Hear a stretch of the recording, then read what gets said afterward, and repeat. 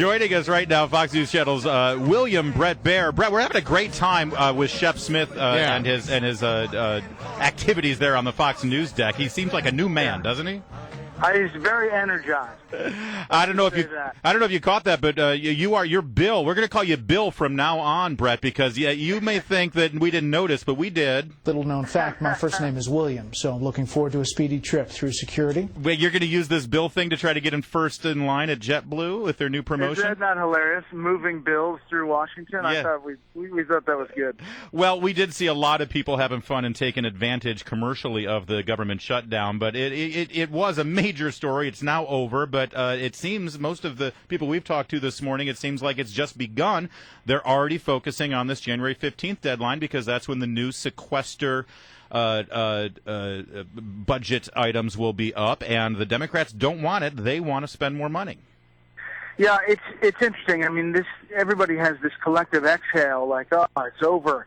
But really, it's really just the same. I mean, we're going to the next spot on this battle back and forth.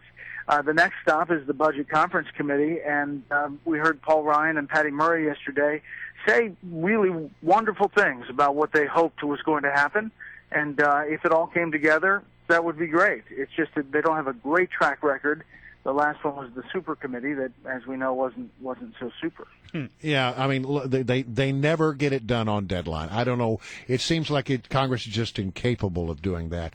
Do you have any hope that it'll be different this time? Well, I mean, they say that it's lining up a little different, Brian. They say that it's a little bit narrower than the big grand deal, and that this time, since the Senate has a budget and the House has a budget, that they're working off of actual things. And so, you know, I mean, the prospects are just a little bit better, but not fantastic. I want to ask you about what happened yesterday in the White House briefing room. One of the most compelling 10 minutes I've seen in some time. You've been in that White House briefing room. It's unusual for a reporter to be allowed to have 10 minutes to ask a question, but your colleague James Rosen did so yesterday on the topic of Benghazi. The thing I noticed in watching it, and not only was it a great question and a great question-and-answer session, but nobody was budging. Nobody was rolling their eyes. I mean, people in that room were riveted at that exchange. Go into that a little bit. Yeah, I mean, basically this has to do with the military readiness before 9/11/2012. And the House Armed Services Committee has come up with some bullet points that they've come to conclusions that despite the press release that the White House put out on September 10th, 2012, that there wasn't the assets around the world that needed to be there. James was asking questions about that, and you know, Jay Carney felt, I think, like, you know, this was made for TV. He expressed that. Yeah, in fact, Bret, we have that. I just want to play it for our listeners real fast. This is how Carney wrapped it up. And I would simply say, when it comes to, and I know that we're creating an exchange here for Fox, and I'm mindful of that. What we're engaged in here is not for Fox, it's for the record. I think. Be willing to make any of those documents associated with that? That's fine. So, Bret, what is that all about? Here's the White House spokesperson singling out your network and saying that, what is he saying? Well, it happens a lot.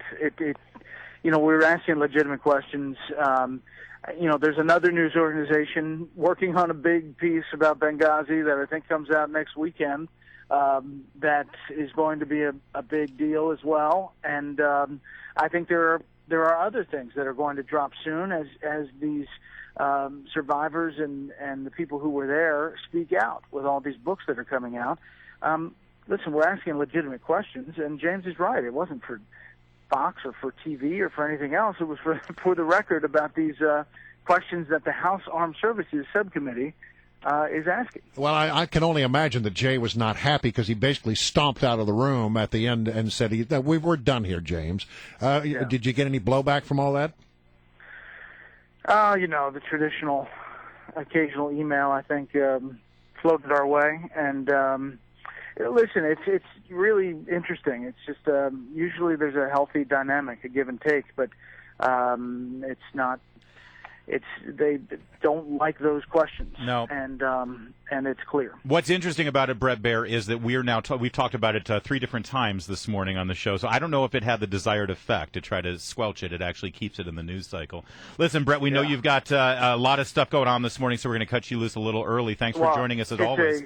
It's a parent-teacher conference. I didn't want to reveal that. For my 3-year-old. Excuse me, you broke out of a parent-teacher conference to be with us? Well, we thank you very much. You're welcome. Wait, for a 3-year-old? What, he's staying within the lines? What? All right. Thanks, Bret. All right, Bill. See you later. Thanks, Billy boy. Bye-bye.